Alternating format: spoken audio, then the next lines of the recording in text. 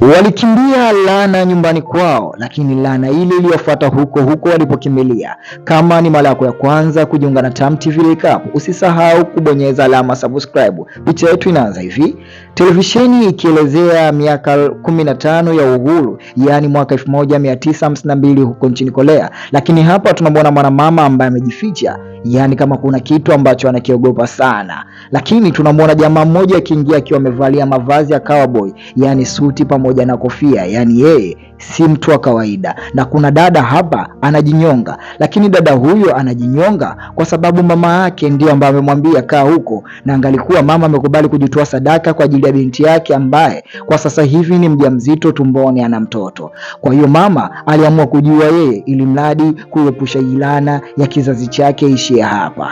Tunaingia katika miaka hii hapa ya sasa hivi ambayo moja kwa moja tuko Marekani, na tunamuona binti mmoja ambaye anaitwa Sofia mwenye asili ya Kikorea. Sofia huyu alikuwa anaishi na familia yake, yani mama, baba yake pamoja na bibi yake. Sofia hapa anakutana na marafiki zake ambao wanasoma shule moja, na hawa wote ni wa Korea. Kwa hiyo kama walikuwa wanakusanyana ili mradi kualikana katika darasa maalum ambalo watakuwa wanajifundisha Kikorea.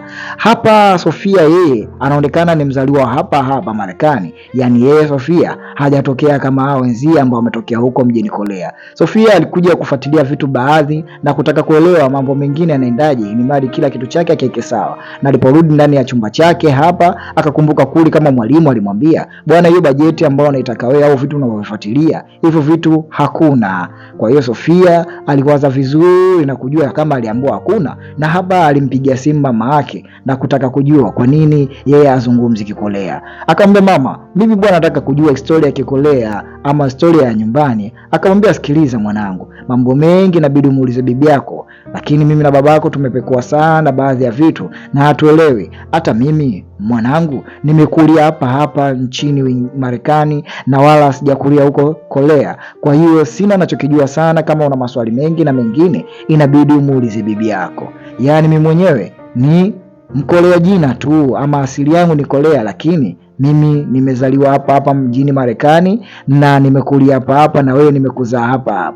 Kwa hiyo kama una maswali mengi ya ziada inabidi muulize bibi yako. Sofia alibaki katika mshangao, lakini hapa alisikia kama kuna maji ambayo yanatoka juu ya dari na kumdondokea yeye, lakini alitoka maana alisikia kama mlango umegongwa, lakini alipoenda kuchungulia hakuona mtu. Mara ghafla tena ule mlango unajifungua wenyewe bila kufunguliwa, lakini alikuwa ni shoga yake ambaye anaitwa Alia. Alia yeye ni mwanafunzi mzia ambao watakuwa na chumba kimoja. Haya, siku ilipofika ya darasani, na huyu hapa anaitwa Brian ambaye yeye ni mwanafunzi mwenye asili ya Kikorea, kwani pamoja na Fiona hawa wote ni wa Korea ambao wametoka huko mjini Korea kuja kusoma hapa mjini Marekani. Na watu wote hao walikuwa na majina ya Kikorea, lakini Sofia peke yake ndiye ambaye ana asili tu ya Kikorea, lakini yeye jina lake la hapa Marekani, yani jina lake anaitwa Sofia. Basi mwalimu alipofika akaanza kutambulisha nani kwani, nani Fiona, nani sijui nani, wote wakataja majina yao. Lakini Sofia alipofika zamu yake, jina lake yeye lilikuwa tu la kimjini. Wakatoka hapa kwa pamoja na wakatoka nje wakaanza kupiga stories hapa na pale. Baada ya darasa kuisha, Sofia akatamani kujua vitu vingi kwa sababu yeye Sofia hakukulia Korea. Kwa hiyo alikuwa mdadisi sana kutaka kujua, kuuliza, jamani, mnaweza kunielekeza Kikorea mkanifundisha? Akaambia basi sawa, tunaweza kugoogle. Lakini ghafla kipindi anataka kugoogle ile jina Kikorea, Sofia alipotaka kujua maana jina lake, umeme ulitaka kuzimika na simu yake kadondoka kama kupigwa shoti. Yaani Sofia alipoulizia tu jina lake na asili yake kweli, kutaka kujua maana jina lake kweli, basi ile simu ilipiga shoti. Sofia alirudi moja kwa moja kwa bibi yake hapa, akaambia, bwana mwalimu, bibi, tumeanzisha darasa kule shuleni la watu ambao wametoka Korea, tumewapokea vizuri, lakini hao wanataka kunifundisha Kikorea. Bibi yake akakaa kwanza akaendelea kusikiliza. Akamwambia, bwana bibi, kwa nini nisitumie jina la Kikorea, jina langu la asili? Bibi akamwambia, unasemaje? Utumie jina lako la asili? Anambia, maana darasa zima wenzangu wote wanatumia majina yao ya asili. Lakini bibi alimeza mate kwanza, akamwangalia vizuri, akamwambia, wewe sikiliza, huwezi ukatumia jina la Kikorea, na wewe huwezi yani ukaitwa jina la Kikorea. Wewe sio Mkorea, wewe ni Marekani. Bibi huyo akaondoka. Babake akamwambia, sikiliza, unaona hali ya bibi yako sasa hivi ni utu uzima, kwa inabidi uende taratibu, kwa sababu hata mimi baba yako hapa nilimkuta mamako jina lake ni hapa tu la Kimarekani, na wala sikuwahi kumsikia mamako ana jina la Kikorea. Haya, Mama kwa sababu yeye alikuwa anaficha siri ya familia akangata kidole kwanza, hajataka kusema kwa nini bibi amekuwa mkali baada ya Sofia kutaka kuitwa jina lake la asili la nyumbani kwao. Yani bibi hataki mjukuu wake aitwe jina la asili, na mama akamshauri Sofia, inabidi utoke ukamwombe radhi bibi yako, kwa sababu bibi yako yeye ndo kila kitu na yeye ndo anajua vitu vingi, kwa hiyo nenda kaongee naye taratibu na umtake msamaha. Sofia akakumbuka ukali wa bibi na jinsi mambo yalivyotokea, akaona huko mama, sasa mimi nenda kuanzaje? Bibi aliwaka kama jinsi mnavyoona, akamwambia sikiliza, wewe huna jina la Kikolea. Sofia akamwambia jamani, kweli mama mnaniambia kabisa niende huko? Ina maana bibi kwa nini hataki mimi niitwe jina langu la asili? Na kwa nini niitwe Sofia wakati mimi nina jina langu Kwa nini hataki? Kwa ina maana nikitumia ile jina lingine la hapa ndo mimi nitakuwa hivi. Basi Sofia kwa maneno ya bibi yake na mama yake na baba yake alikuja na kumtaka radhi bibi yake. Kumwambia bibi, samahani, ni kwa ajili nimekosea. Na hapa bibi ikabidi amwambie, nakwambia hivi kwa sababu utapojiita jina lako kama jina lako la asili, kuna laana utairudisha mjukuu wangu, na laana hiyo ukirudisha, kuna mlango wa pepo la kuzimu utalifungulia, na mwisho wa siku familia yetu utaitia hatiani.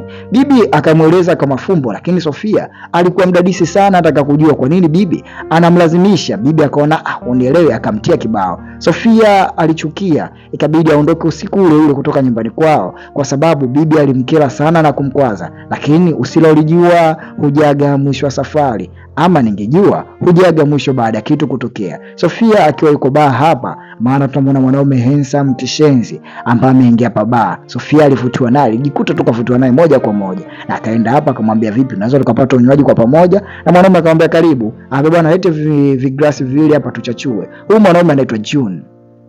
Mwanaume huyu alikuwa ni mzuri sana mpaka Sofia alishindwa kujizuia, ili alienda kujitongozesha mwenyewe na kila kitu alichokiongea huyu mwanaume. Sofia alijikuta na kubali, na walitoka baa pamoja, huku watupigia story, wakataka kujuana na mambo mengine yakazidi kuulizana na kuendelea. Junior anaonekana ni mwanaume mmoja ambaye ni mzuri sana, mrefu, kaenda juu 6'6" ama 6'7", yani ni handsome boy ambao mwanamke yote ukimuona huwezi ukaluka. Yani Junior alikuwa ni handsome mmoja wa kuvutia, mwenye uhandsome wa kuvutia wa hatari sana.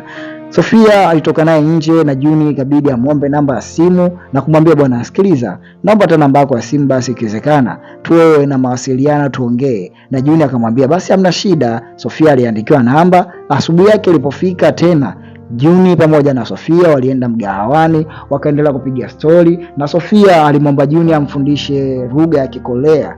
Juni akamwambia hamna shida, nitakufundisha hiyo lugha ya Kikolea ambayo unaitaka, lakini kwani wewe una jina lako la Kikolea? Sofia akamwambia mimi jina langu la Kikolea ninalo. Kumbuka jana usiku bibi au juzi usiku bibi yake alimkanya kwa nini anataka kutumia jina la asili ya nyumbani kwao, na akamwambia hakika ukiendelea kulitaita hilo jina utafunga pepo la ajabu. Lakini siku ya tatu yake Sofia alimchukua Juni kimapenzi zaidi, kwa maana Juni ashakuwa mchumba na akaja kumtambulisha hapa nyumbani kwake, yani kwa bibi na baba na mama wote wamuone. Haya, bibi akaona sio mbaya kwa kuwa mgeni amekuja. Juni akajielezea na kuonekana huyu Sofia na huyu Juni wametoka mji mmoja, na Juni alichukua kiboksi kimoja na kumkabidhi bibi ili mradi aangalie. Bibi alichukua, lakini bibi aliona kitu cha ajabu, kitu ambacho kilimkumbusha mbali, na akamwambia, wewe shetani, unataka nini katika nyumba yangu? Unataka nini katika familia yangu? Tafadhali ondoka sana.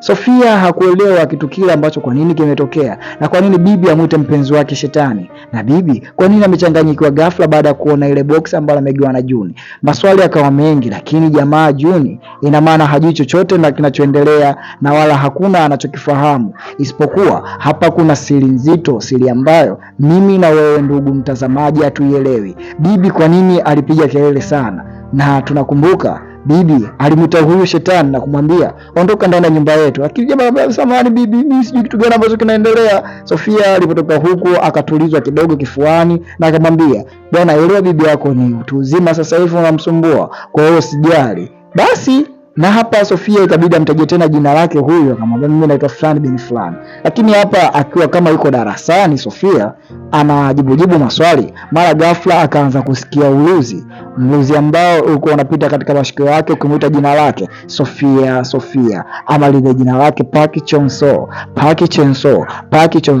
Lakini Sofia alipoguka taratibu, kumbe alikuwa yuko ndani ya ndoto nzito, na aliposhika simu yake alikuta meseji nyingi za watu na meseji nyingine na meskoli kibao ambao Juni alipiga na kumwambia kwa nini mpenzi umelala mapema, Juni akijifanya kama analalamika. Haya, tuendelee na picha yetu. Lakini Sofia alipotaka kushuka tu chini, alijikata na kigaya ambacho kilizamba kabisa ndani ya ngozi yake.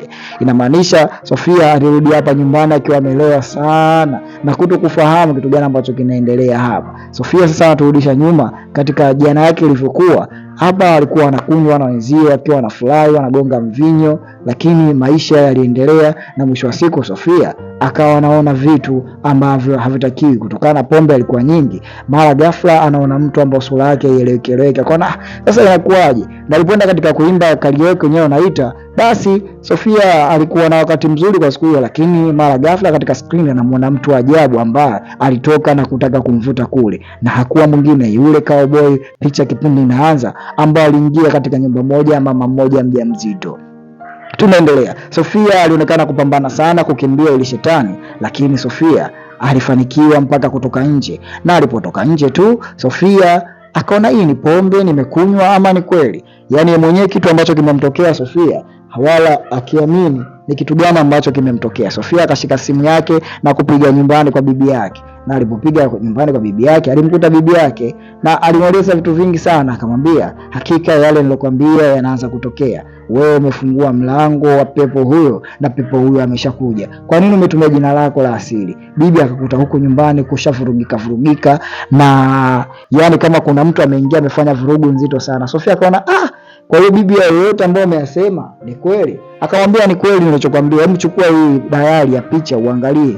Akamwambia umemwona huyu alikuwa pembeni na huyu hapo, huyu alinyonga hapo ni mamangu mimi mzazi. Sasa hapa ndipo ambacho tunaelewa kama yule wa kwanza ambaye alikuwa anajinyonga pale na yule mtu ambaye alikuwa amejificha pale, alikuwa amejificha ni huyu bibi, na yule aliyejinyonga pale ni mamake mzazi. Ina maana mamake mzazi alimficha binti yake kutokana yeye ajiwe yeye, ili mradi laana ya familia yao iishie pale. Ina maana kila ndani ya miaka ikipita kama miaka 10-15 huyu mzimu unakuja unataka roho ya mtoto mmoja katika hii familia, na ndio maana bibi alihama kule na kubadilisha majina ama asili yao. Kwa hiyo anamwambia huyu ili mradi asitokee katika maisha ya kawaida. Ina maana hutaki kutumia jina lako la asili, yani jina la kuzaliwa, na mtu yote asijue asili yako ni kitu gani. Ndio maana mlivyokuja huko nimekuteni majina mengine. Kwa hiyo ina maana huyo shetani alifunga ndoa ama mikataba wazee na wazee wangu ambao tumeyakuta kwa kutaka mali na utajiri, lakini tajiri huyu au shetani huyu mpaka leo unatusumbua,